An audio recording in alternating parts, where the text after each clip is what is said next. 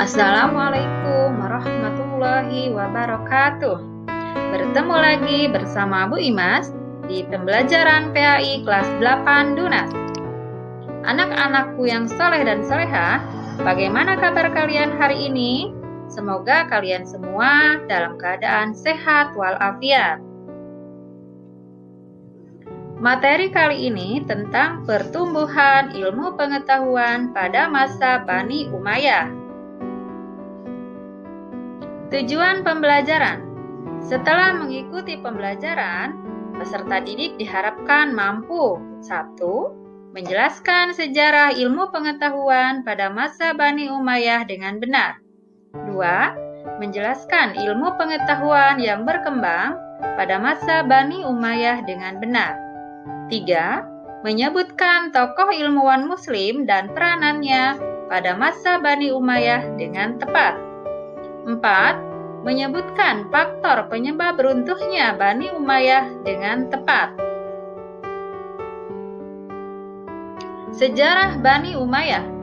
Bani Umayyah atau Kekhalifahan Umayyah adalah kekhalifahan Islam pertama setelah masa Khulafaur Rasyidin yang memerintah dari 661 Masehi sampai 750 Masehi di Damaskus, serta dari 756 Masehi sampai 1031 Masehi di Andalusia, Spanyol. Daulah Umayyah mengalami 2 periode, yaitu periode di Damaskus dan di Cordoba, Andalusia. 1. Daulah Umayyah di Damaskus. Masa ini berlangsung selama 90 tahun, dari 40 Hijriah sampai 132 Hijriah, atau dari 661 Masehi sampai 750 Masehi. Pendirinya bernama Muawiyah bin Abi Sufyan bin Harb bin Umayyah. Daulah Umayyah menjadikan Damaskus sebagai pusat pemerintahannya. Masa kejayaan Bani Umayyah terjadi pada masa Khalifah Al-Walid bin Abdul Malik. 2. Daulah Umayyah di Andalusia. Dari 756 Masehi sampai 1031 Masehi. Kekuasaan Bani Umayyah di Damaskus berakhir pada tahun 750 Masehi. Kekhalifahan pindah ke tangan Bani Abbasiyah. Namun, salah satu penerus Bani Umayyah yang bernama Abdurrahman Ad-Dakhil dapat meloloskan diri pada tahun 755 Masehi. Ia dapat lolos dari kejaran pasukan Bani Abbasiyah dan masuk ke Andalusia, Spanyol. Di Spanyol, sebagian besar umat Islam di sana masih setia dengan Bani Umayyah. Ia kemudian mendirikan pemerintahan sendiri dan mengangkat dirinya sebagai amir atau pemimpin dengan pusat kekuasaan di Cordoba. Pada masa pemerintahan Daulah Umayyah di Andalusia, Cordoba menjadi pusat berkembangnya ilmu pengetahuan.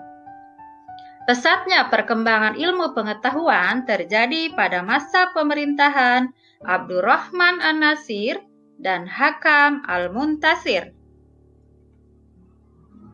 Ilmu pengetahuan yang berkembang pada zaman Bani Umayyah. Ilmu yang berkembang di zaman Bani Umayyah adalah ilmu syariah, ilmu lisaniyah, dan ilmu tarikh. Selain itu, berkembang pula ilmu qiraat, ilmu tafsir, ilmu hadis, ilmu nahwu, ilmu bumi, dan ilmu-ilmu yang disalin dari bahasa asing. Pada masa ini, perhatian pemerintah terhadap perkembangan ilmu pengetahuan sangatlah besar. Kota yang menjadi pusat kajian ilmu pengetahuan ini antara lain Damaskus, Kufah, Mekah, Madinah, Mesir, Cordoba, Granada, dan lain-lain, dengan masjid sebagai pusat pengajarannya. Tokoh ilmuwan muslim dan peranannya pada masa Bani Umayyah.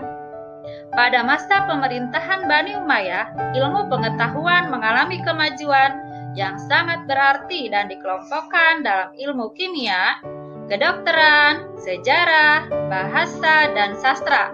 Tokohnya yaitu Abu Al-Qasim Abbas Ibnu Farnas, seorang ahli dalam ilmu kimia murni dan terapan. Abu Al-Qasim Al-Jahrawi, seorang dokter bedah, perintis ilmu penyakit telinga, pelopor ilmu penyakit kulit. Abu Marwan Abdul Malik Ibnu Habib, seorang ahli sejarah, seorang penyair, dan seorang ahli nahwu syaraf.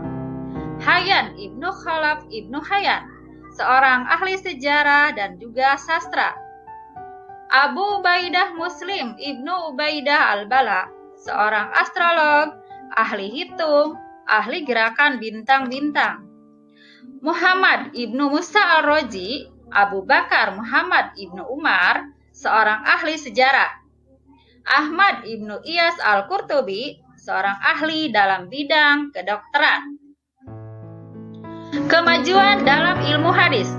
Pada masa pemerintahan Khalifah Umar bin Abdul Aziz dari tahun 99 sampai 102 Hijriah, dilakukan upaya pembukuan hadis-hadis yang tersebar di berbagai tempat dan di banyak tabi'in.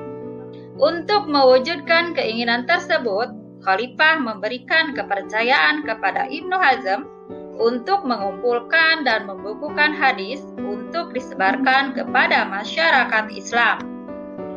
Di samping itu pula, Khalifah Umar juga memerintahkan Ibnu Syihab Al-Zuhri dan ulama lainnya untuk mengumpulkan dan membukukan hadis yang ada pada mereka serta mengirimkannya kepada Khalifah. Faktor penyebab runtuhnya Bani Umayyah. 1. Kehidupan serba mewah dalam keluarga istana. 2. Munculnya kekuasaan baru yang dipelopori oleh Al-Abbas Ibnu Abdul Muthalib. 3. Pertentangan etnis antara suku Arabia Utara dan Arabia Selatan yang sudah ada sejak zaman sebelum datangnya Islam. Demikianlah pembelajaran kali ini. Tetap semangat semuanya. Sampai jumpa lagi di pertemuan berikutnya. Wassalamualaikum warahmatullahi wabarakatuh.